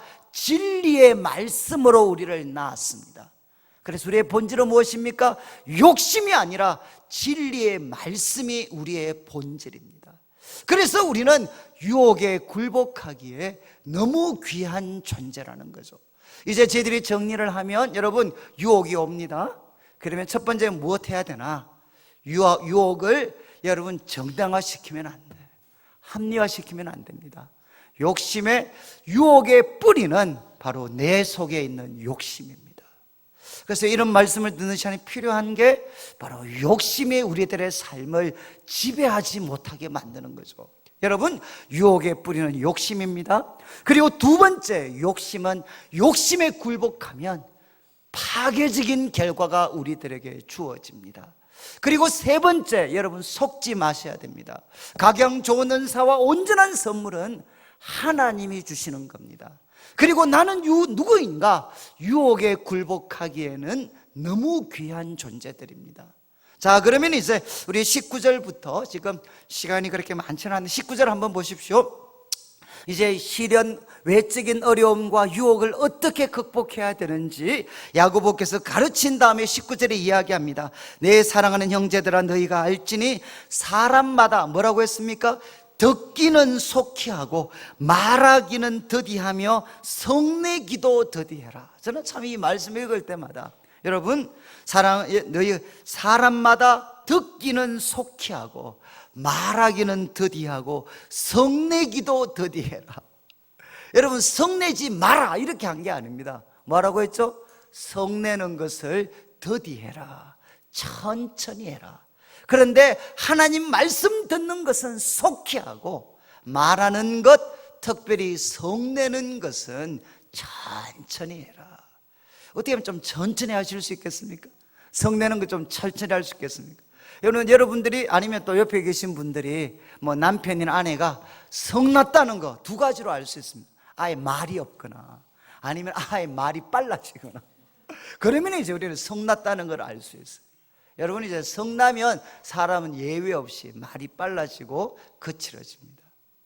그런데 여러분, 성내는 것, 말하는 것 천천히 해라. 어떻게 하면 할 수 있을까요? 제가 이것 때문에 묵상을 많이 했습니다. 근데 이거 묵상하다가 갑자기 뭐가 떠올랐느냐, 제가 공 차는 걸 좋아하니까. 여러분이 그 축구 같은 거 보면 요즘은 덜 나오는데 옛날에는 슬로우 비디오가 나왔어요. 그래서 결정적인 순간에 골이 딱 넣고 나면 바로 그 다음에 슬로우 비디오로 그 장면을 천천히 비추어서, 야, 이런 과정을 통해 저기에 골이 들어갔구나 하는 것을 우리에게 보여줬어요. 그래서 제가 마음에, 이거구나. 어떻게 말하고 어떻게 성내느냐? 슬로우 비디오로 이게 성을 내야 되겠다. 그래서 제가 우리 애들한테 이제 실습을 했습니다. 우리 애들이 막 저를 자극하면 옛날 같은 막 이렇게 하다가 이제 제가 이제 슬로우 비디오로, 야, 이놈아. 그리고 이제 우리 집사람한테도, 이제 집사람이 저를 자극하면, 집사람이 저하고 동계니까 뭐 심심하면 저를 자극해. 그러면 이 여편 내가 뭐 이래 하다가 이제 갑자기 이 여편 내가 그러시면, 그리고 제가 이제 당회도, 우리 장로님들하고 당회할 때도, 장로님들도 아시죠? 이제 제가 언제 화났느냐, 말이 막 빨라질 때, 그러면 제가 이제 이 말씀을 갖고, 장로님 그렇게 말씀하시면 안 됩니다. 여러분, 제가 이제 이거를 말하는 것, 성내는 거를 슬로우 비디오로 천천히 한번 하려고 노력을 했어요. 그러니까 이제 우리 부교육자들도 이제 알아서, 언제 좀 알아서 기겠습니까? 제가 부목사님 뭐 이러면 이제 애들이, 이 분위기 안 좋은데 이거. 그래서 알아서 길죠. 이제 집에서도 제가 이제 애들한테 갑자기 말을 천천히 하면, 그러면 어떻게 되느냐? 이제 제가 화난 걸 알아요. 저는 참 이 야고보가 이야기합니다. 여러분, 우리 성도들의 삶에 있어서 시련과 유혹을 넘어서고 나서 우리들한테 가장 힘든 게 무엇이냐? 분노를 통제하는 것입니다. 지금 우리 한국 사회는 분노가 폭발하고 있어요. 마치 진영 논리에 의해서 막 분노, 막 어디 가든 요즘은 제가 목회자인데, 이 어떤 이 분노가 끝이 없어요. 끝이 없어요. 교회 속에서도 막 끝없이 분노와 싸움을 부추기고 있어요. 물으면 너 태극기냐? 아니면 너 어디냐? 그래서 제가 가면 항상 저보고 성도님들이 저한테 신앙 고백을 해달래.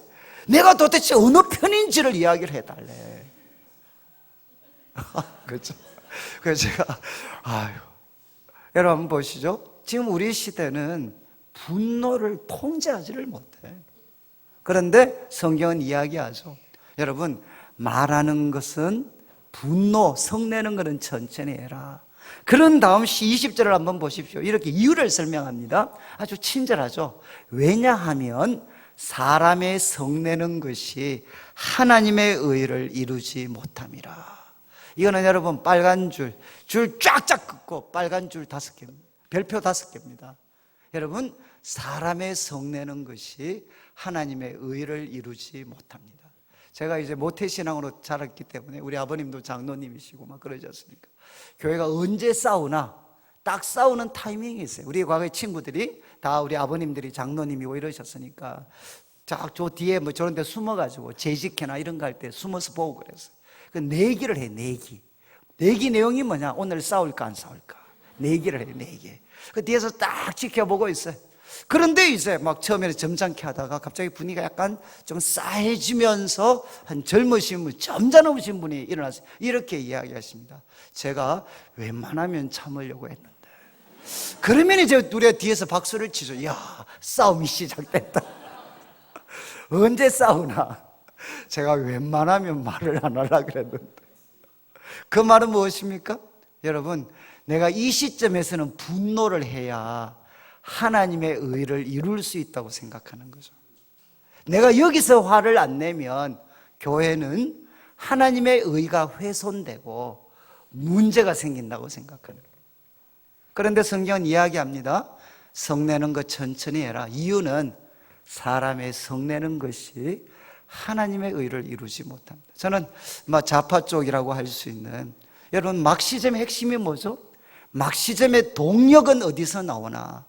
분노에서 나옵니다. 그렇지 않나요? 이 세상의 모순을 보십시오. 그러면서 소위 사회 변혁의 힘을 어디에서 만들어내느냐? 바로 분노에서 만들어내. 그래서 이 시대는 이렇게 외치잖아요. 분노하라, 분노하라, 분노하라. 이게 여러분 프랑스에서 지난번에 그 어떤 프랑스의 어떤 그런 어떤 시위가 하나의 슬로건이었잖아요. 침묵하지 말고 분노하라, 분노하라, 분노하라. 여러분, 이 세상이 교회를 바꾸고 세상을 바꾸는 힘을 어디서 찾으려고 하느냐? 분노에서 찾으려고 하는 거죠. 더 큰 분노를 만들어내어서 그 힘을 가지고 모순된 세상을 깨트리고 변화시키려고 해요. 이게 소위 말해서 막시즘의 핵심입니다. 저도 과거에 거기에 심취했었기 때문에 제가 이 말씀 그래서 충격을 받은 거죠. 여러분, 사람의 성내는 것이 하나님의 의를 이루지 못합니다. 그러면 여기에 또 틀림없이 이런 분이 계셔요. 아니, 예수님 보십시오. 성전에 가서 뒤집었지 않습니까? 이렇게 이제. 그러면 제가 이야기합니다. 당신은 관상이 예수님이 아닙니다. 여러분, 예수님은 뒤집을 수 있는데 당신은 예수님이 아닙니다. 그래서 이어지는 말씀 한번 보시겠습니까? 21절에 보시면, 잘 보시면 이제 그러므로 모든 더러운 것과 넘치는 악을 내버려라. 너희 영혼을 능히 구원할 바 마음에 심어진 말씀을 온유함으로 받으라. 여기 여러분 잘 보십시오. 앞의 내용은 분노에 지배되지 마라. 사람의 성내는 것이 하나님의 의를 이루지 못한다. 그리고 이야기합니다. 그러므로 사람의 성내는 것이 하나님의 의를 이루지 못하기 때문에, 그러므로 모든 더러운 것과 넘치는 악을 내어버려라. 제가 이 말씀 공부하다가 질문을 하나 던졌어요. 여러분, 모든 더러운 것과 넘치는 악을 내버려야 될 사람이 누구겠습니까? 지금 야고보는 누구 보고 모든 더러운 것과 넘치는 악을 내버리라고 이야기하고 있겠습니까? 여러분, 비판받는 사람일까요? 아니면 비판하는 사람일까요? 여러분, 지금 누구를 보고 모든 더러운 것과 넘치는 악을 내버려라. 물론 모든 성도에게 하는 이야기지만 문맥 속에서 본다면 지금 이 말씀의 직접적인 대상은 누구겠습니까? 바로 분노하고 있는 사람이죠. 분노의 대상이 되는 사람이 아니라 분노하고 있는 사람을 향해서 야고보는 이야기합니다. 모든 더러운 것과 넘치는 악을 내어버려라. 저는 이 말씀이 저한테는 완전 충격 그 자체였어요. 저는 분노하고 있을 때, 교회를 향해서, 세상을 향해서 분노하고 있을 때 저는 누구라고 생각하느냐? 하나님의 의가 충만하다고 저는 생각을 했어요. 그래서 저의 분노를 정당화시켰어요. 그런데 지금 야고보는 뭐라고 이야기하느냐? 너희 속에 분노가 있을 때는 하나님의 의가 너희를 지배할 때가 아니라 모든 더러운 것과 넘치는 악이 바로 너희를 지배할 때다. 그러니까 분노에 지배되었을 때는 분노를 행동으로 옮길 때가 아니라 무엇해야 된다는 겁니까? 우리 마음에 있는 더러운 것, 넘치는 악을 내어버려야 돼. 하나님 앞에 내 자신을 깨끗하게 해야 될 때이고, 적극적으로는 너희 영혼을 능히 구원할 바 마음에 심어 놓으신 말씀, 여러분, 하나님께서 이미 우리 마음에, 영혼에 구원에 이르는 말씀을 심어 놓으셨다는 겁니다. 여러분, 지금 우리 개인과 그리고 교회와 이 시대가 나아가야 될 그 구원의 길을 하나님은 이미 우리 마음에 심어 놓으셨다는 거죠.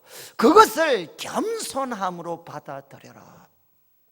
여러분, 저는 이제 이 말씀이 아니었으면 저는 아마 교회에서 끝도 없이 싸웠을 겁니다. 끝도 없이. 근데 저는 이 말씀 때문에 이제 저는 물리학과였으니까 저는 그냥 공식 만드는 걸 좋아해요. 공식 만드는 거. 그래서 뭐라고 이제 아예 공식처럼 만들어 놨나 하면, 내 마음에 분노가 지배할 때는 여러분, 내 자신을 고칠 때다. 여러분, 내가 분노의 지배가 될 때는 여러분, 이거를 표현할 때가 아니고 내 자신을 고칠 때다. 내 마음에 더러운 악과 더러운 것과 넘치는 악이 가득 차 있는, 그래서 행동할 때가 아니고 내 자신을 고칠 때다. 그리고 이때는 어느 때냐? 하나님이 심어 놓으신, 내 영혼에 심어 놓으신 하나님의 해결책을 받아들여야 될 때다. 그래서 제가 분노에 사로잡힐 때마다 억지로라도 이 말씀을 붙잡고 제가 그렇게 고백을 했어요. 하나님, 저 믿습니다. 말씀을 통해 제가 배웠습니다.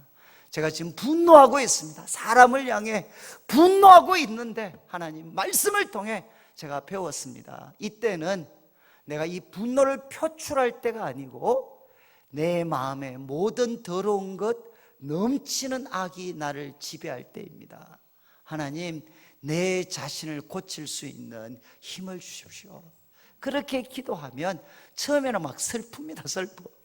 아니, 화도 한번 못 내보고 또 내 자신 속에 뭐가 잘못됐나 살펴보고, 그러면 정말 내 속에 나도 몰랐던 그런 더러운 것과 넘치는 악이 제 속에 있습니다. 그래서 그것을 하나님 앞에 겸손하게 내려놓으면, 그러면 무엇이 들리느냐? 내 분노가 잦아지면 무엇이 들리느냐? 내 마음에 심어 놓으신 하나님의 해결책, 그 구원의 길이 보이고 들리기 시작하는 거죠. 여러분, 저는 여러분들이 가정에서나 교회에서나 삶, 직장 속에서 여러분들이 분노에 사로잡힐 때는 천천히 표현하면서 오히려 내 자신을 고치고, 그리고 이 상황 속에 나의 분노가 아니라 하나님이 준비하신 해결책을 여러분이 듣고 받아들이려고 몸부림을 치면 여러분, 참 하나님이 갖고 계시는 놀라운 해결책에 의해서 분노가 우리 공동체에 힘을 합치는 게 아니고 하나님의 구원의 길이 우리들의 삶과 교회를 이끌어갈 수가 있습니다. 마지막 제가 한 가지만 더 말씀을 드리면, 이제 22절에 너희는 말씀을 행하는 자가 되고 듣기만 하여 자신을 속이는 자가 되지 마라. 많이 들으셨죠?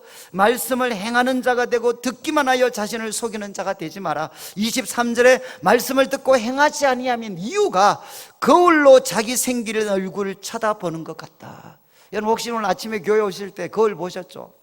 혹시 이렇게 아침에 봤던 거울에 그 비춰진 자기 모습을 지금도 묵상하고 감격해 계시는 분이 있나요? 아, 거울을 보면서 또 질문하죠. 거울아, 거울아, 누가 제일 예쁘냐? 그러면 또 이제 주인님밖에 없습니다. 그러면 또 그거에 감동을 받아가지고, 혹시 지금 예배 드릴 때도 아침에 봤던 그 거울에 비춰진 자기의 모습에 사로잡혀서 말씀이 귀에 들어오지 않는, 혹시 그런 분들이 안 계시겠죠? 여러분, 거울을 보면, 여자분들은 모르겠죠. 남자분들은 그냥 머리 한번 털고 잊어버립니다. 여러분, 말씀을 대할 때 거울 쳐다보는 것처럼 쳐다보지 마라. 그러면서 뭐라고 이야기하느냐? 25절에 자유롭게 하는 온전한 율법을 들여다보고 있는 자는, 여러분, 자유롭게 하는 온전한 율법을 들여다보고 있는 자는 어떻게 되느냐? 듣고 잊어버리는 자가 아니요 실천하는 자다. 그리고 이 사람은 그 행하는 일에 복을 받으리라. 여러분, 말씀을 들을 때, 말씀을 듣고 행하는 자가 되느냐 아니냐, 무엇에서 결정된다는 겁니까? 말씀을 들을 때 거울 쳐다보는 것처럼 그렇게 말씀을 들으면 여러분, 잊어버리니까 행할 수가 없다는 겁니다. 그러나 말씀을 들을 때 잃어버린 보물을 찾는 것처럼 들여다보면, 잃어버린 보물, 우리 제가 어릴 때 집에 한 번씩 가면 우리 할머님이 키가 작으신데, 지금 이제 큰 옛날에 장독대가 있죠. 큰 장독이 있잖아요. 근데 거기에 막 다리가 이렇게 좀 둥둥 뜨셔가지고 막 그 깊은 장독대를 막 이렇게 하고 계세요. 이유가 뭐겠습니까? 빨래 하다가 아니면 장독대 씻다가 반지가 빠졌어요. 그래, 그 반지 찾는다고 그 키도 작으신 분이 막 그 어떤 장독대를 막 다 해줬거든. 요즘은 그런 분 없지만 옛날에는 우리 어머님도 그 집에 그래, 뭐 하십니까? 그러면 뭐 잊어버렸대. 여러분, 잃어버린 보물을 찾을 때 우리는 필사적으로 노력합니다. 제가 전 목사님과 같이 자취를 할 때, 아마 전 목사님 계셨는지 모르겠는데, 그때 이제 집에 이게 저희들이 돈을 이렇게 모아서 생활비를 내는데 월말 가면 항상 돈이 모자라요. 그러면 이제 어쩔 수 없이 그래도 같이 사는 애 중에 집이 조금 넉넉한 애가 있습니다. 그러면 우리 부모님한테, 야, 엄마한테 좀 사정해서 조금만 일찍 돈 좀 보내라고 해라. 여러분, 그때는, 지금은 온라인 아니면 뭐 토스, 카카오 뭐 다 할 수 있는데 옛날에는 그게 없잖아요. 전부 다 전보로 붙였습니다. 그때는 이게 은행에 계좌 이체도 잘 없었어요. 전부 다 전보로 돈을 붙여주셨어요. 그런데 이제 어머님이 알았다 그랬어요.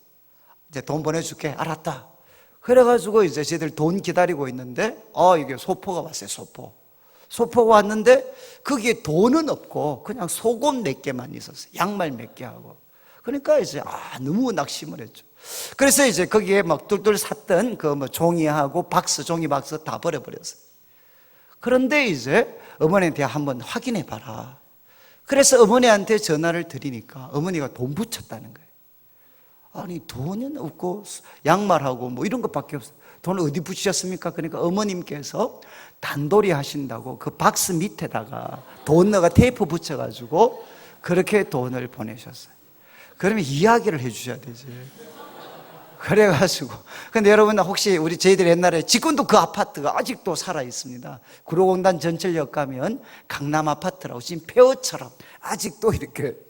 근데 그 아파트 제일 옥상에 있었거든요. 제일 높은 층에. 여러분, 옛날 쓰레기통 기억나시나요? 13평 아파트 위에서 열고 던져버리면 바로 밑으로 떨어져서 1층에 쓰레기가 다 모여요. 저희가 아파트 그런 곳이었거든요. 그런데 이제 이미 우리는 쓰레기통에 그걸 부어버렸죠. 그런데 이제 거기에 돈이 있었어요. 돈이. 그래서 우리 같이 살던 애들이 어떻게 했겠습니까? 랜턴 빌려가지고 쓰레기통을 다 뒤졌어요. 찾았을까요? 못 찾았을까요? 찾았어요. 어떻게 찾았을까요? 모든 쓰레기를 다 들여다봤어요. 그래서 찾았어요. 그리고 돈은 오래 두면 안 되는구나. 그래서 이제 돼지고기 구워 먹고 빨리 끝냈어요. 근데 여러분, 제가 그때 회개 안경 먹였습니까?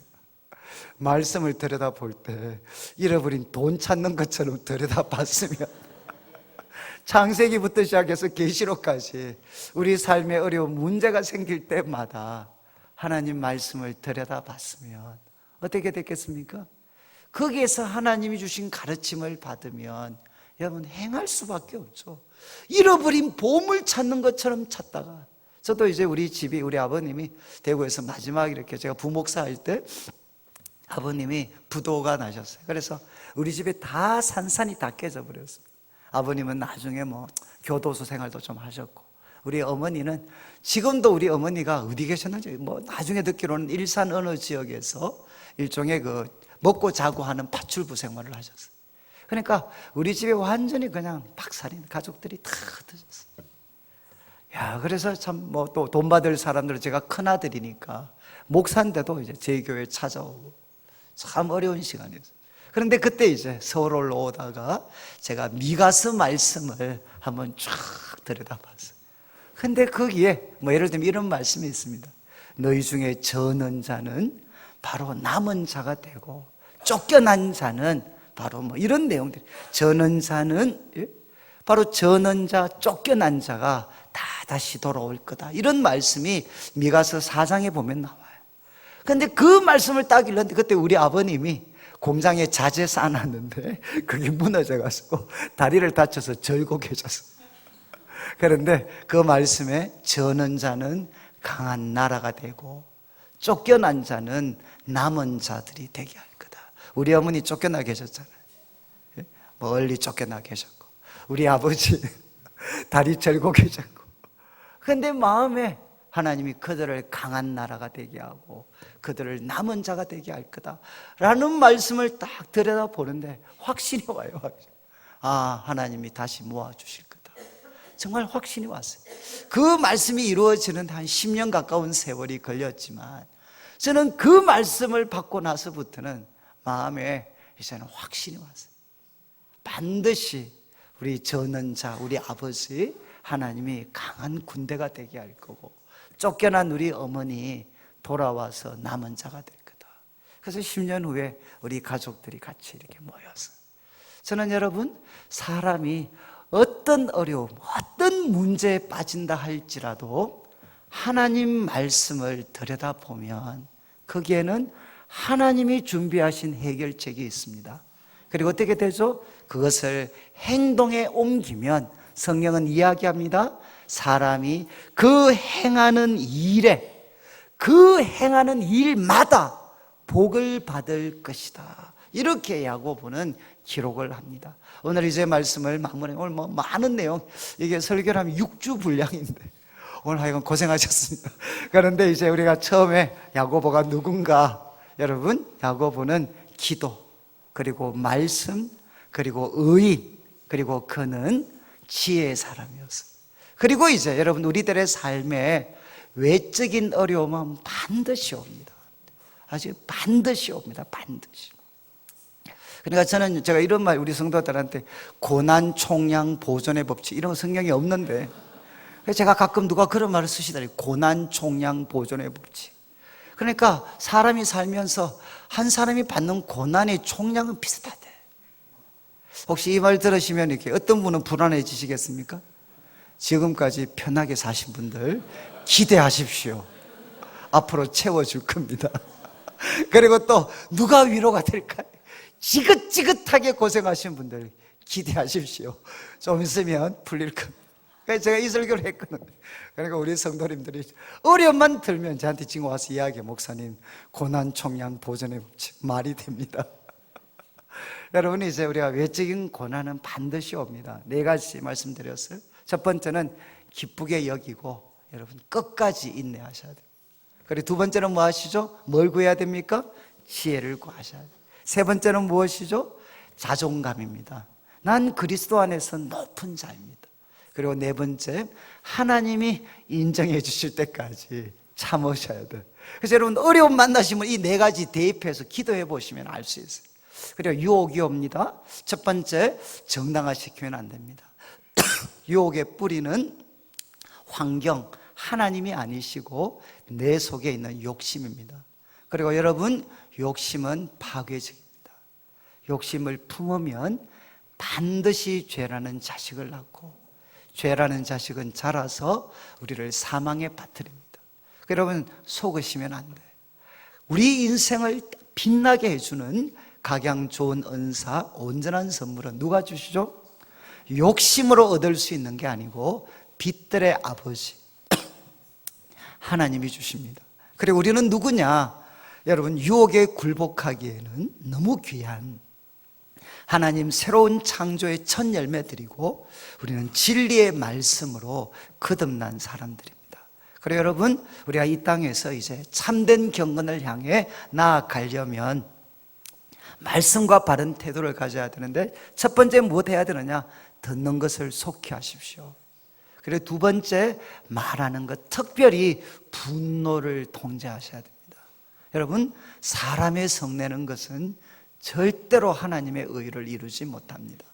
그래서 분노가 나를 지배할 때는 외우셔야 돼요. 하나님의 의가 나를 지배할 때가 아니라 모든 더러운 것과 넘치는 악이 나를 지배하고 있을 때입니다. 그때는 바로 회개하고 나를 고치고 하나님의 해결책, 하나님이 준비하신 해결책을 받아들이셔야 돼요. 그리고 세 번째는 여러분, 이제 말씀을 들여다보셔야 됩니다. 잃어버린 보물 찾는 것처럼 들여다보셔서 하나님이 주신 가장 귀한 선물, 그 말씀을 여러분들이 순종하시고 행함으로 행하는 자가 되셔서 그 행하는 일에 복을 받는 우리 성도들 되시기를 주님의 이름으로 축원합니다. 우리 말씀 기억하면서 같이 한번 기도드리면 좋겠는데, 우리 목사님 나오실 때까지 하나님 오늘 말씀 시련과 또 유혹을 넘어서게 해주시고 말씀과 바른 태도를 가질 수 있도록 해주시되, 특별히 분노를 통제하고 하나님 말씀을 들여다보아서 말씀을 행하여 하는 모든 일에 복받는 제 삶이 되게 하여 주옵소서. 우리 합심해서 같이 한번 기도드리겠습니다.